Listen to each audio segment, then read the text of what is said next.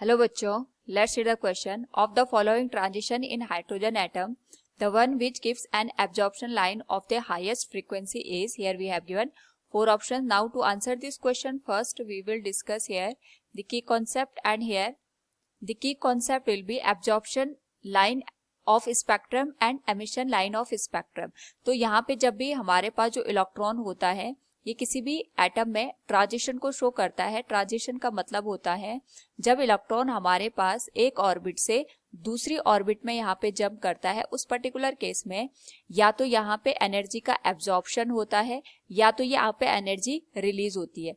तो हमें ये ध्यान रखना है जब यहाँ पे इलेक्ट्रॉन एनर्जी को एब्जॉर्ब करता है तो एब्जॉर्ब करके हमेशा ये यहाँ पे हाईएस्ट एनर्जी लेवल पे जंप करता है, और जब भी यहाँ पे एनर्जी का एमिशन होता है तो जो इलेक्ट्रॉन होता है ये हाईएस्ट लेवल से लोएस्ट लेवल पे यहाँ पे जंप करता है.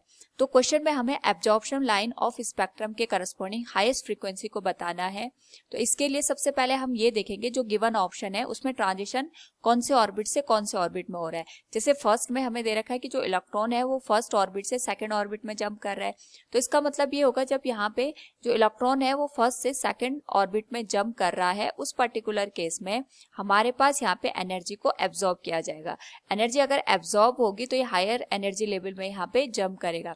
अगर हम यहाँ पे बात करें सेकंड ऑप्शन की तो सेकंड में भी थर्ड से ये एट्थ यहाँ पे ऑर्बिट में जंप कर रहा है. तो ये दोनों एब्जॉर्प्शन लाइन को इंडिकेट कर रहे हैं. लेकिन अगर हम सी और डी ऑप्शन को देखेंगे तो उसमें जो इलेक्ट्रॉन है वो सेकंड से फर्स्ट और एट्थ से थर्ड में जंप कर रहे हैं, यानी ये दोनों एमिशन लाइन ऑफ स्पेक्ट्रम को इंडिकेट कर रहे हैं. तो हमारे पास जो आंसर होगा या तो ए होगा या तो बी होगा. तो इसको फाइंड आउट करने के लिए हमारे पास जो भी एमिशन या हमारे पास एब्जॉर्प्शन होता है उसके करस्पॉन्डिंग जो एनर्जी रिलीज होती है उसमें हम यहाँ पे इसको वेव लेंथ के टर्म में फाइंड आउट कर सकते हैं. एंड वी नो दैट जो वेवलेंथ और फ्रीक्वेंसी होती है एक दूसरे के यहाँ पे रेसिप्रोकल होती है. यानी अगर हम बात करें यहाँ पे वेलोसिटी की तो velocity of a given wave is given as lambda into frequency, यानी वेवलेंथ और फ्रीक्वेंसी का हमारे पास यहाँ पे जो प्रोडक्ट होता है वेलोसिटी के बराबर होता है.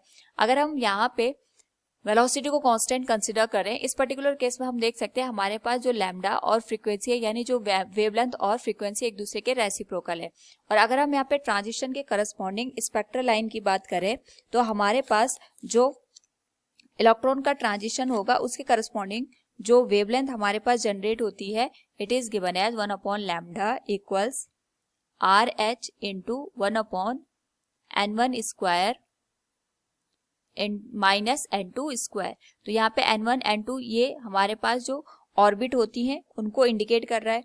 सबसे पहले क्योंकि हमारे पास दो ही ऑप्शन यहाँ पे पॉसिबल हैं तो हम यहाँ पे N1 की वैल्यू 1 रख के चलेंगे और N2 की वैल्यू क्वेश्चन के अकॉर्डिंग 2 रख के चलेंगे. तो इसके करस्पॉन्डिंग जो वेवलेंथ जनरेट होगी that will be given as 1 lambda 1 equals RH into 1/1 का स्क्वायर माइनस 1/2 का स्क्वायर को यहाँ पे सॉल्व करें दिस विल बिकम 1/1 माइनस 1/4. तो ये हमारे पास जो वैल्यू आएगी दिस विल बिकम 4 माइनस 1, ये बन जाएगा हमारे पास 3/4 RH के. और क्योंकि हमें वेवलेंथ यहाँ पे फाइंड आउट करनी है उसी के करस्पॉन्डिंग हम फ्रीक्वेंसी को यहाँ पे कंपेयर कर सकते हैं. तो ये आ जाएगा हमारे पास 4/3 RH. और अगर हम इसको यहाँ पे लिखें तो ये बन जाएगा 1.33 डिवाइडेड बाय RH के. This will be given as equation number first. हम इसको वैसे फ्रीक्वेंसी के टर्म में भी रहने दे सकते थे बट अगर हम यहाँ पे जो वैल्यू है उसको वेवलेंथ के टर्म में भी देखेंगे तो भी हमारे पास जो कंपैरिजन होगा वो आसान होगा. इसी तरीके से यहाँ पे जो ट्रांजिशन हो रहा है उसके करस्पॉन्डिंग हम N1 की वैल्यू 3 रखेंगे और N2 की वैल्यू 8 रखेंगे. तो हमारे पास जो वेवलेंथ बनेगी it will B 1 lambda 2 equals RH into 1/3 square minus 1/8 square. अगर हम इस होल वैल्यू को सॉल्व करें तो ये बन जाएगा RH इंटू 1/9 माइनस 1/64.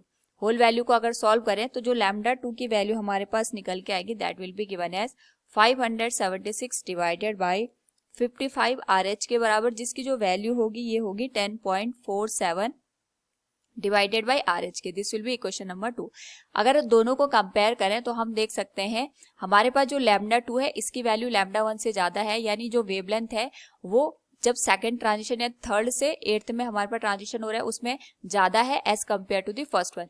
तो अगर हम इसी को फ्रीक्वेंसी के टर्म में कंपेयर करें तो फ्रीक्वेंसी हमारे पास यहाँ पे फर्स्ट केस में ज़्यादा होगी as compared to the second one. यानी जब हमारे पास जो ट्रांजिशन है ये फर्स्ट ऑर्बिट से सेकेंड ऑर्बिट में होगा तभी जाके हमें यहाँ पे मैक्सिमम फ्रीक्वेंसी देखने को मिलेगी in absorption line. So from the given question we can say which gives an absorption line of the highest frequency, it will be given by when the electron travels from n equals 1 to n equals 2. Option A will be the right answer. Hope all you understood it. Thank you and best of luck.